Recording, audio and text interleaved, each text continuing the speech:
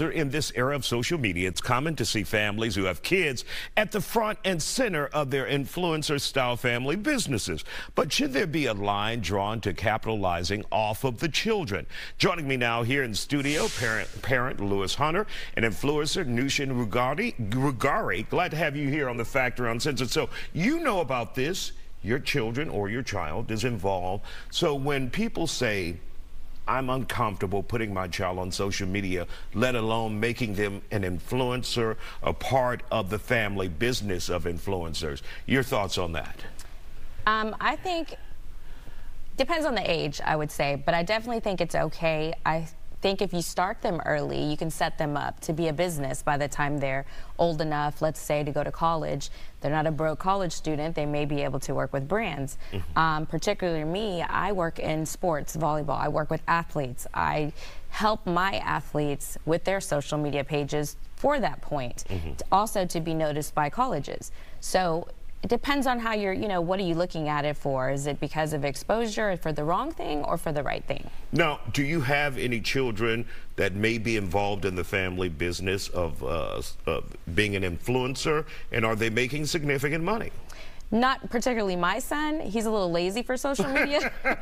But I do know others that are, and they're doing it. The parents are monetizing the kids' pages, working as maybe the manager of the kids' pages, and they're helping those kids get the jobs and get the deals and work with brands. And so what would companies want with children? How would they use these children as influencers on social media? Well, is it a baby store, like a clothing line maybe, or shoes, or if it's a baby, maybe baby formula, something that has to do with anything, a product that you would use with your baby or a parent with a child. If it's like, let's say, sports, maybe with a volleyball player, an athlete, is it Adidas?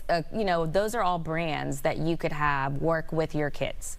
And so can a family or a child make a living off of this? What is the highest you've heard of a kid? We're not talking about the Kardashians and all those. No, I mean, let's say average maybe.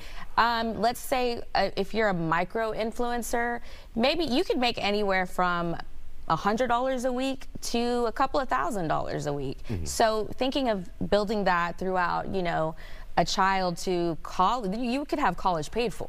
All right. So it's definitely good money. Lewis, what would be wrong with that as a parent, seeing that? I think it's a slippery slope. The first words that come to my mind would be pimping your child. That'd be the first thing that comes to mind. There's a difference between documenting what your child's pursuits, and perhaps you have, as a parent, you've introduced your child to the world, and you're documenting their pursuit of that world.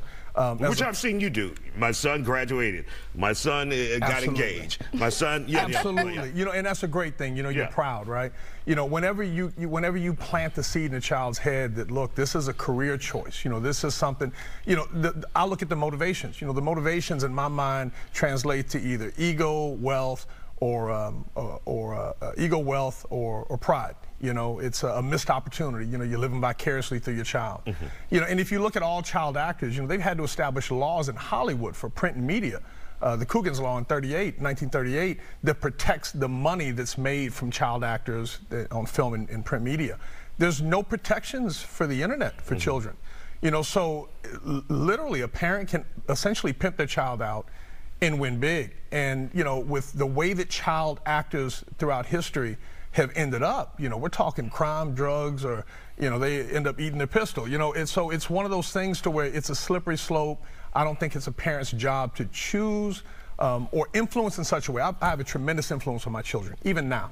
And so, but I'm careful with that responsibility. And what happens when the lights dim? What happens when things don't work out? How do you resolve that for them? Because this is something they've been working on since they were, in some instances, infants. I was looking at videos. They had kids that were, a year, 2 years old, and their parents were making 20 grand a month, 30 grand a month. I think one guy said he made over 100 grand that month, in brand deals. I think it can be a huge setup for a child for life to go wrong. There's this thing called useful neglect. And I believe in it strongly. It's when you let a child, and it builds resiliency in a child.